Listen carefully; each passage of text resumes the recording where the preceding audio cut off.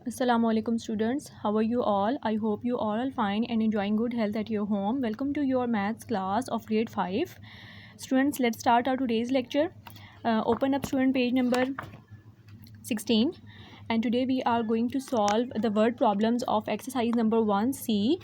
So let's start. The first statement that we have, Jumbo Fancy Store wants to place an order for candles. If one box contains 144 candles, how many boxes must the shop order for a stock of these candles? ठीक है, इस question में आपको वो कह रहे हैं कि एक फैंसी स्टोर है, ठीक है, जिन्होंने मोमबत्तियाँ जो होती हैं कैंडल्स बनाने के लिए उन्होंने ऑर्डर दिया है। एक बॉक्स में कितनी कैंडल्स हैं? 144 कैंडल्स हैं, ठीक है। और अब ये नंबर ऑफ़ कैंडल्स हैं, ठीक है। उन्होंने आपको एक बॉक्स बताया है कि एक बॉक्स में 144 कैंडल्स हैं, तो ये जो इतनी ढेर सारी कैंडल्स हैं ये कितने बॉक्सेस में पूरी आएंगी, ठीक है। यानी कि जो शॉप वाले हैं वो कितने बॉक्सेस का ऑर्डर करेंगे। तो आप इसको किस तरह से स्टेटमेंट की फॉर्म में किस तरह से हम इसको सॉल्व करेंगे, ये देखें आप। इसकी स्टेटमेंट्स हम इस तरह से लिखेंगे। सबसे पहले आपको उन्होंने स्टेटमेंट में कहा था, कैंडल्स के बारे में बताया था, ठीक है। तो आप लिखेंगे कि कैंडल्स इन वन बॉक्स कितनी हैं, इक्वल्स टू 144, ठीक है। 144 कैंडल्स थी एक बॉक्स में। फिर उन्होंने आपको बताया कि शॉप ने कितने बॉक्सेस ऑर्डर करने हैं, ठीक है। तो आप यहाँ पे स्टेटमेंट लिखेंगे, शॉप विल ऑर्डर बॉक्सेस। ये नंबर ऑफ़ द कैंडल्स था, ठीक है, और ये आपको उन्होंने वन बॉक्स का बताया हुआ है, ठीक है ना, कि वन बॉक्स में इतनी कैंडल्स हैं। तो आप क्या करेंगे, जब आप in total number of the candles को इनसे डिवाइड कर देंगे 144 से, इस तरह से आप इसको डिवाइड करेंगे, ठीक है, जैसे हम नॉर्मल डिवीजन परफॉर्म करते हैं, तो आपके पास इसका आंसर आ जाएगा, ठीक है। यहाँ पर आपके पास जो इसका रिमाइंडर है दैट मस्ट बी ज़ीरो। जब ये ज़ीरो आ जाएगा तो आपने यहाँ पे क्वेश्चन आपका एंड हो जाएगा, ठीक है। और ये जो क्वेश्चन आया है 695, इसको फिर आपने स्टेटमेंट की फॉर्म में यहाँ पे इस तरह से लिख देना है कि the shop will order 695 boxes, ठीक है स्टूडेंट्स। अब इसकी सेकंड स्टेटमेंट हम देख लेते हैं। सेकंड क्वेश्चन क्या है, the government wants to build new homes for 382 homeless families. कि हुकूमत क्या करना चाहती है, वो नए घर बनाना चाहती है कितनी फैमिलीज़ के लिए? 382 होमलेस फैमिलीज़, यानी ऐसे लोग जिनके पास घर नहीं है, ठीक है। If each one, each means कि एक जो घर है, if each home cost rupees 30, how much will the project cost all together, ठीक है। अब ऑल टुगेदर के वर्ड से आपने इसको ऐसे नहीं करना कि आप इसकी एडिशन स्टार्ट कर दें, ठीक है। आपने स्टेटमेंट को अच्छे से समझना है। तो यहाँ पे आपको वो ये कह रहे हैं कि अगर एक घर की जो बनाने में जो उसको कीमत लग रही है या जो खर्च आ रहा है वो इतना है, ठीक है, तो पूरे प्रोजेक्ट को यानी कि 382 फैमिलीज़ के लिए घर बनाते हुए कितना खर्चा आएगा, ठीक है स्टूडेंट्स। तो उन्होंने आपको एक घर की जो कॉस्ट थी वो उन्होंने आपको बता दी है, ठीक है। एक घर की कॉस्ट उन्होंने आपको बता दी है। तो अब आप क्या करेंगे, जब आपको एक चीज़ की कॉस्ट या एक चीज़ की प्राइस बता दी जाती है और आपको कहा जाता है कि अब आप इस ज़्यादा चीज़ों की कॉस्ट बताएं या ज़्यादा चीज़ों के बारे में बताएं, तो आप हमेशा मल्टीप्लिकेशन परफॉर्म करते हैं, ठीक है। तो इस क्वेश्चन के सोल्यूशन में भी आपने सबसे पहले जो स्टेटमेंट गिवन है वहाँ से आप लिखेंगे, जो पहली इन्फॉर्मेशन आपको स्टेटमेंट में दी गई थी आपने वो लिखनी है। सबसे पहले आपको फैमिलीज़ के बारे में बताया गया था कि 382 होमलेस फैमिलीज़ हैं, ठीक है, जिसके लिए गवर्नमेंट घर बनाना चाहती है। तो आप क्या स्टेटमेंट लिखेंगे, government wants to build homes equal to 382 families के लिए बनाना चाहती है।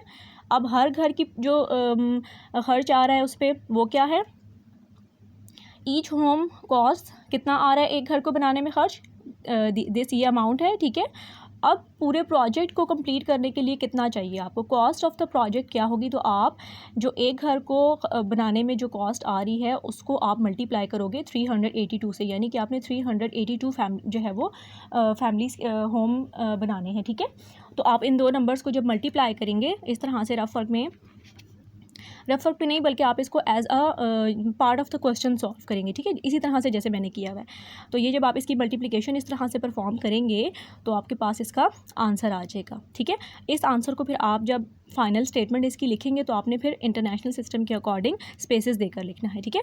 फाइनल फिर आप इसके स्टेटमेंट क्या लिखेंगे, cost of the project is rupees this, ठीक है, कि पूरे जो वो एक पूरा प्रोजेक्ट है वो सब फैमिलीज़ के लिए जो घर बनाने हैं उनमें टोटल जो अमाउंट खर्च होगा वो ये अमाउंट है, राइट। क्वेश्चन नंबर 3 देखते हैं। क्वेश्चन नंबर 3 की स्टेटमेंट्स में आपको कहा जा रहा है, School children in Karachi raised rupees these through a sponsored marathon race. If the collection is shared between 15 needy families, how much does each family get and how much money will be left? इस statement का मतलब ये है कि एक school के बच्चे हैं कराची में, ठीक है, जिन्होंने स्पॉन्सर्ड मैराथन रेस का मतलब ये है कि उनको उस रेस में पार्टिसिपेट करने के या जीतने वगैरह के उनको पेमेंट मिलेगी, ठीक है। तो उन बच्चों ने क्या किया, उन्होंने अपनी जो रेस थी वो जीत कर इतने फ़ंड जमा किए हैं, इतने उनको अमाउंट उनके पास है। If the collection is shared between, अगर ये पैसे जो हैं ये जो उनको मिले हैं रेस के बाद, is shared between 15 needy families, अगर इस अमाउंट को वो 15 ज़रूरतमंद फैमिलीज़ में, 15 नीडी फैमिलीज़ में शेयर करते हैं, डिवाइड करते हैं, तो how much does each family get, her family को कितना मिलेगा, ईच फैमिली का मतलब है हर फैमिली को कितना मिलेगा, and how much money will be left, और कितने पैसे बच जाएंगे, ठीक है, मतलब उन लोगों में ये अमाउंट डिवाइड करने के बाद कितने पैसे बच जाएंगे। इस क्वेश्चन में स्टूडेंट आपसे दो बातें उन्होंने पूछी हैं, एक तो ये कि आपने ईच फैमिली यानी कि हर फैमिली को जो शेयर मिल रहा है वो बताना है, और जो पैसे बच गए हैं शेयर होने के बाद वो भी आपने बताने हैं, ठीक है। तो इसको हम किस तरह से सॉल्व करेंगे, इसमें सिंपल देखें, आपको स्टेटमेंट पढ़ के भी पता चल गया कि हमने डिवीजन परफॉर्म करनी है, क्योंकि हम पैसों को शेयर कर रहे हैं और लोगों में डिवाइड कर रहे हैं, ठीक है। तो आप सबसे पहली स्टेटमेंट क्या लिखेंगे, चिल्ड्रन इन कराची रेज, जो अमाउंट उन बच्चों को मिला है, ठीक है, वो आपने लिख दिया यहाँ पे इस तरह से स्टेटमेंट की फॉर्म में। Collection is shared between the families, कितनी नंबर ऑफ़ द फैमिलीज़ थी, 15, ठीक है, वो आप इस तरह से लिखेंगे यहाँ पे।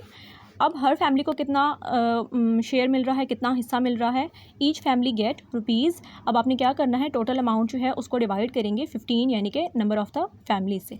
तो इस तरह से आप इसकी ये डिवीज़न परफॉर्म करेंगे।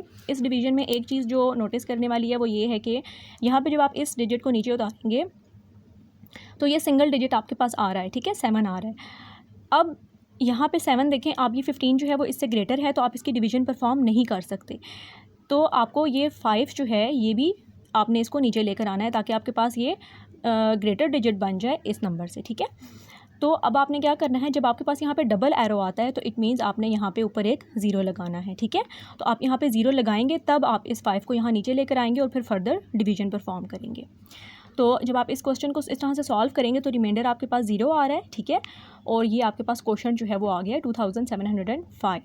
तो ईच फैमिली गेट, जो क्वेश्चन है वो बेसिक आंसर है, ठीक है। तो हर फैमिली को कितना हिस्सा मिल रहा है, 2705 रुपीज़, और जो रिमाइंडर है वो आपके ये एक्सप्रेस कर रहा है कि कितने पैसे बच गए हैं। तो क्योंकि यहाँ पे आपके पास 0 रिमाइंडर है, कोई पैसे नहीं बचे, ठीक है, कुछ भी नहीं है यहाँ पे, तो it means money left is equal to ₹0। Question number 4 is a Super Pop potato chips factory employees 267 people, के जो फैक्ट्री है पोटैटो चिप्स की एक फैक्ट्री है, उन्होंने 267 लोगों को नौकरी दी है, या वहाँ पे वो लोग काम करते हैं, ठीक है। एम्प्लॉयज़ का ये मतलब होता है कि वो लोग वहाँ पे काम करते हैं। 267 जो लोग हैं वो इस फैक्ट्री में काम कर रहे हैं। If each worker receives rupees these as wages every month, कि अगर वहाँ पर जो वर्कर है काम करने वाला उसको पर मंथ यानी कि एक महीने की सैलरी इतनी रुपीज़ मिल रही है, 2384 rupees, what is the total wage bill, तो उसका टोटल वेज बिल नंबर 1 क्या है, फॉर 1 मंथ, एक महीने की उसकी सैलरी कितनी होगी, फॉर द होल ईयर, और पूरे साल की भी आपने उसकी सैलरी बतानी है, ठीक है। तो इसको हम कैसे करते हैं, यहाँ पे हम सबसे पहले लिखेंगे कि फैक्ट्री में नंबर ऑफ़ द एम्प्लॉयज़ कितने हैं, 267, factory employees equal to 267। Each worker receive, हर वर्कर को कितना मिल रहा है, 2384 रुपीज़, ये आपने लिख दिया ईच वर्कर रिसीव्स, ठीक है, दिस अमाउंट।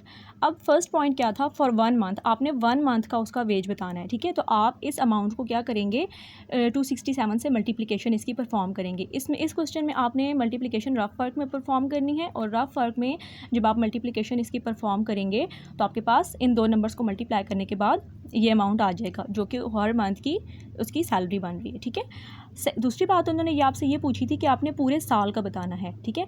तो पूरे साल में आपके पास यहाँ पे मंथ की बात हो रही थी स्टेटमेंट में, तो इट मीन्स कि आपने मंथ की फॉर्म में बात यहाँ पे इसको सॉल्व करेंगे, ठीक है। तो 1 ईयर में आपको पता है कि 12 मंथ्स होते हैं, इसलिए हमने ये जो 1 मंथ की इसकी वेज आई थी उसको आप 12 से मल्टीप्लाई करोगे तो आपके पास पूरे साल का जो उसका सब वर्कर का वेज है, या जो उनको टोटल सैलरीज मिलनी है सब वर्कर की मिलाकर, वो आपके पास रिक्वायर्ड अमाउंट आ जाएगा।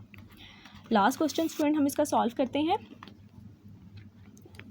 Question number 5, if a rocket travels a distance of this kilometre into 40 hours, how many kilometre does it travel in 1 hour. ठीक है, एक रॉकेट जो है उन्होंने बता रहे हैं कि आपको उसने इतना किलोमीटर डिस्टेंस कवर किया है और आपको उन्होंने टाइम भी बता दिया है 240 आवर्स। ठीक है, तो how many kilometre does it travel in 1 hour. अभी तो ज़्यादा आवर्स का उन्होंने आपको उसका डिस्टेंस बताया हुआ है जो उस रॉकेट ने कवर किया है, आपने 1 आवर का बताना है। ठीक है, तो 1 आवर का आप किस तरह से फाइंड आउट करेंगे,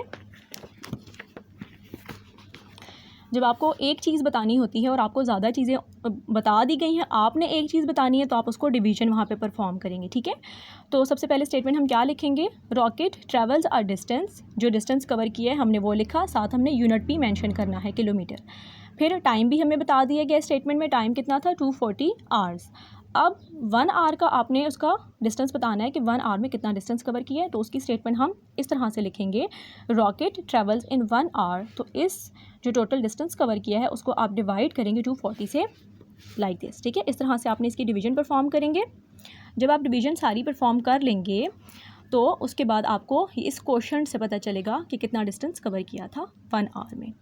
the rocket travels 3152 kilometre in 1 hour. ठीक है, तो जो क्वेश्चन आया है उसको आप इस तरह से आंसर को स्टेटमेंट की फॉर्म में लिख देंगे। तो स्टूडेंट्स, आपके जो पेज 16 पर वर्ड प्रॉब्लम्स थे ये टोटल 11 हैं, लेकिन आपके सिलेबस में जस्ट 5 इंक्लूडेड हैं और 6 से लेकर 11 तक जो वर्ड प्रॉब्लम्स हैं ये हमने एक्सक्लूड कर दी हैं, आपके सिलेबस में इंक्लूड नहीं हैं। सो आई होप आपको इन स्टेटमेंट्स की अच्छी तरह से समझ आ गई होगी। आपने इनको अपनी शीट्स पर सॉल्व करना है और इनको अच्छे से समझना है। थैंक्स फॉर वॉचिंग स्टूडेंट्स, अल्लाह हाफिज़।